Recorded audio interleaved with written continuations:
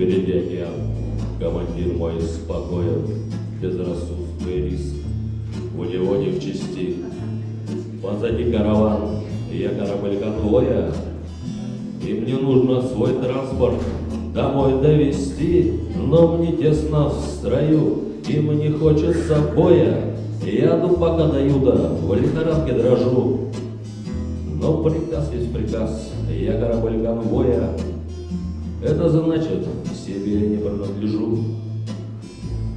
Третьи сутки идем, солнце по лбу греет, не поход боевой, а какой-то круиз.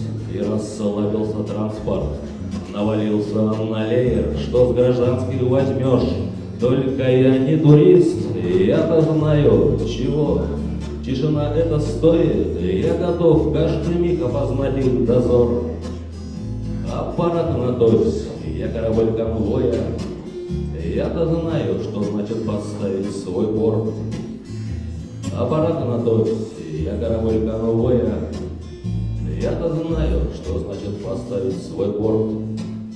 Ну, накаркал. Полутра выдал пелен капустик, чуть правее впереди шум винтов зарезал ночь. Веселее, ребята, не давая волю в грусти, ждал я этой минуты и смогу вам помочь. Мы догоним ее.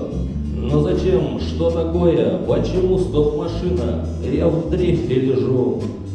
Почему я неволен? Почему я в конвое?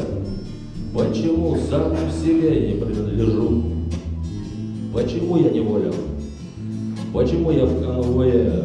Почему сам себе я не принадлежу? Громом сотен стволов салютует мне база.